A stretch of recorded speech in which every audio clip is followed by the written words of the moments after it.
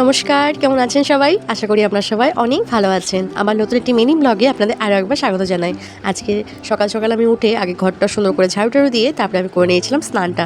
স্নানটাই না সবথেকে বড় জিনিস, জানেন তো? স্নানটা হয়ে গেলে সব কাজগুলো যেন মনে হয় সহজ হয়ে যায়। এদিকে বিছানা গোছানো আমার ডান। এবার যাবো রান্নাঘরে একটু ভাত আর ডালটা বসিয়ে দেবো। ভাত আর ডালটা বসিয়ে দেওয়ার পর ওদিকে আমি পুজোটা সেরে নিতে পারবো। যেদিনকে আমি আমিষ রান্না করি সেদিনকে ভাত ডালটা আগে বসিয়ে দিয়ে পরে পুজোর পর আমি আমিষটা রান্না করি। একাধ সময় কী যে রান্না করি সেটা একদমই মাথায় ঢোকে না। আজকে একটু ভেন্ডি আছে, ভেন্ডিটা এক ধরনের ডিশ দেখেছিলাম ইউটিউবে, সেটা আমি আজকে করবো ভাবছি।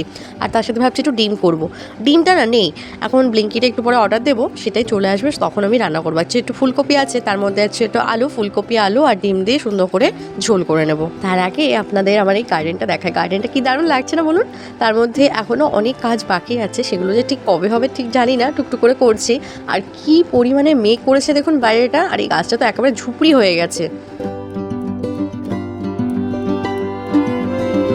ব্লিঙ্কিট থেকে যে জিনিসটা অর্ডার করেছিলাম সেটা নিচ থেকে নিয়ে আসলাম।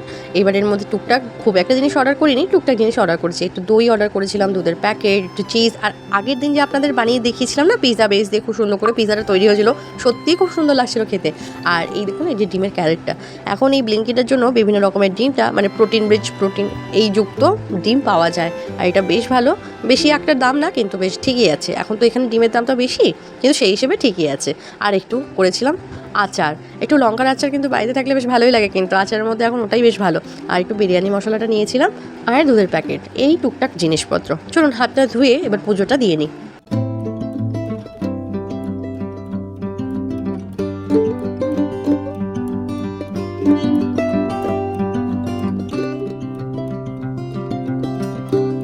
সকাল থেকে যা মেঘ করেছিল, কি পরিমাণে বৃষ্টি হচ্ছে দেখুন। আর এই দেখুন আমার জেট প্ল্যান্টটা খুব সুন্দর করে নতুন পাতা বেরিয়েছে। আর এখানে পুজোটা হয়ে গেছে, আমি খেতে দিয়েছি একটু চিড়ে আর কলা। আর দেখুন গোপালকে কি সুন্দর লাগছে দেখতে। এদিকে আমার ডিম সিদ্ধ করা হয়ে গেছে, 4টে ডিম সিদ্ধ দিয়ে দিয়েছিলাম। আর একটু দেবো আলু আর ফুলকপিকে এয়ার ফ্রায়ারে হালকা একটু ফ্রাই হতে। দুপুর এখন 2টো, রান্নাবান্না সব শেষ, এখন বসেছি খেতে। চলুন খেয়ে নেওয়া যাক।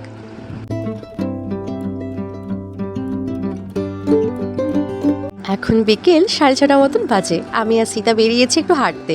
আসলে অনেকদিন আমাদের দেখাটা হয় না, প্রচণ্ড বৃষ্টি হচ্ছে তো এখন, ওই জন্যই। তা আমি আর সীতা ভাবলাম, সীতা বলল যে চলো একটুখানি আমরা একটু গোবি মাঞ্চুরিয়ান খেয়ে আসি। বিড়লা ক্রস থেকে ভেতরের রাস্তা ধরে আমরা ওখানেই গেছিলাম, আছে গোবি মাঞ্চুরিয়ান খেতে।